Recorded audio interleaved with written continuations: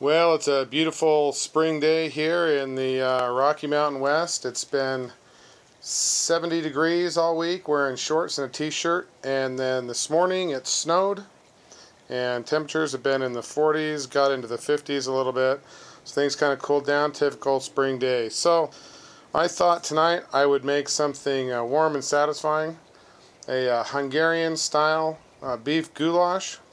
Gonna cook that in a cast iron pot on some hot coals.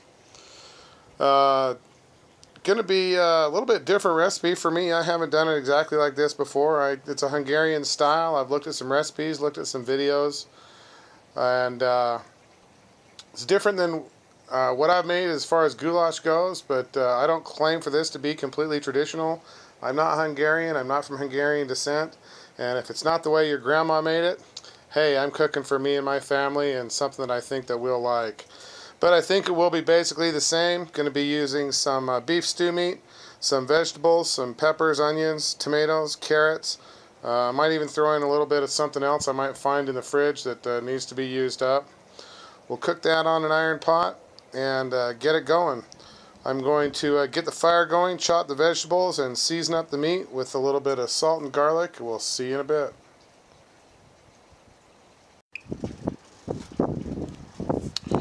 Alright, well, the coals look to be about done, so let's get this thing cooking.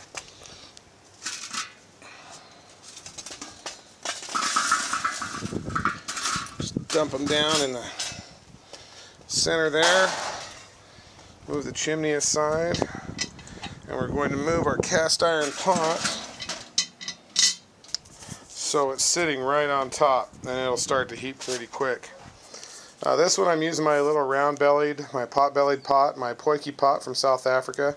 I thought this one would be a great one to do this dish. It works really well with just heat on the bottom and a meat and vegetable dish with a lot of liquid in it. So this goulash, beef stew kind of recipe, should work really, really well. This little wooden handle is pretty handy too. It keeps your fingers from getting burned. I don't need to grab a glove every time I use it. Alright. Little bit of extra virgin olive oil in the bottom of the pan. Heat that up. We'll get our meat to cooking. I seasoned the meat up with just some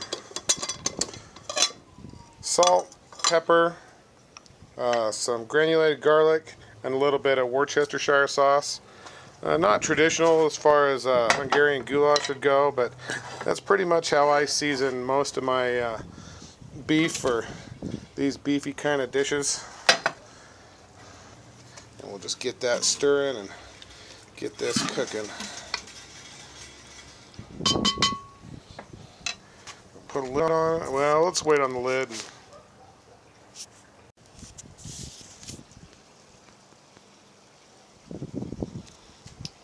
Alright, our meat is just sizzling away down there in the pot. I've been stirring it.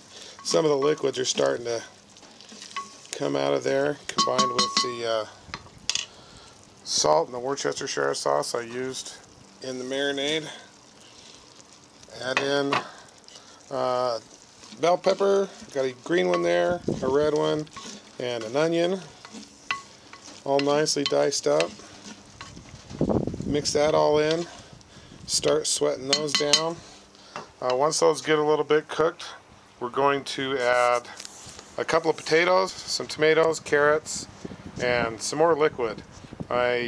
Using more than just plain water, I've dissolved a bouillon cube in a couple cups of water, hot water. We'll start out with that, plus the potatoes are soaking in a little bit of water to keep them from going brown. I'll just add all that liquid in as well and get this whole thing stewing up. This is smelling great. It's coming along really well. Give that one last stir. The peppers and onions are getting nice and soft, starting to cook. So let's add a few more things. Main spice ingredient that I've in this goulash disc is, of course, ground paprika. And for this size, I'm going to do about a teaspoon and a half or so. I'm also going to add in my tomatoes.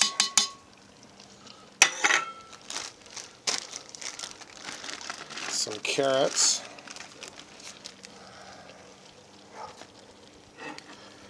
A couple of chopped up potatoes. I had those just in some cold water to keep them from going brown. That's going to take the temperature down a little bit, unfortunately.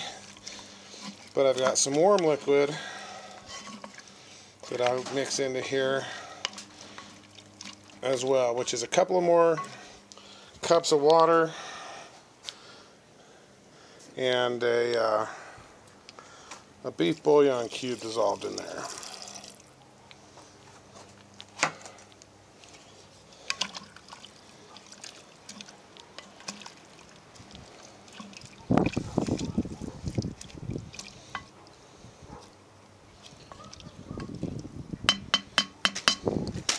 Time to put the lid on this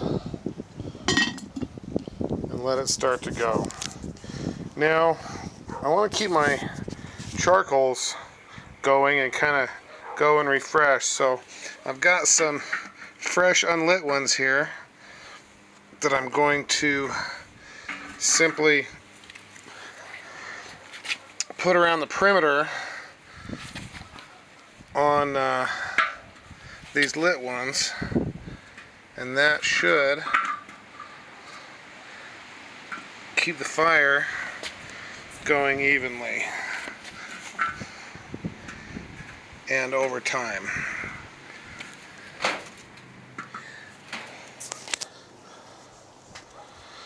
And I wanted to keep in the spirit of this, and knowing that goulash is typically referred to as Hungarian goulash, I went to the liquor store looking for some Hungarian beer.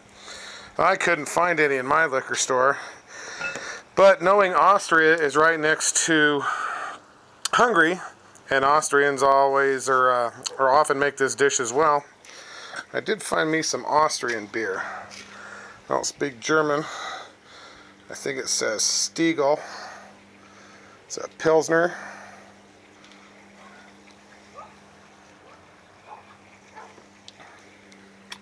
Oh, that's quite tasty. I will enjoy this while this goulash sits and stews. I'm going to probably let it go for a good 45 minutes before I want to take the lid off again and check it or stir it. Just kind of let things get going on their own, and we'll check on this later. Well, I enjoyed that first Austrian beer. It was a Pilsner. It was a little bit on the hoppy side. I like that. I enjoyed that. Now I've started on my second Austrian beer. I'm not even going to try to pronounce that name. But when I bought it, I did notice on there, malt liquor, alcohol, 14% by volume. So no wonder it tastes as good as it does. It's rich and thick and sweet and very malty. And that one's going to go well with the rest of my dinner. It's been cooking for about an hour and 15 minutes. I just took it off the coals about 15-20 minutes into it. I checked it, gave it a doneness and taste test, did a little bit more seasoning, salt, pepper, just a little bit of garlic powder, and that was it. So I'm going to take this inside, plate it up, and enjoy dinner.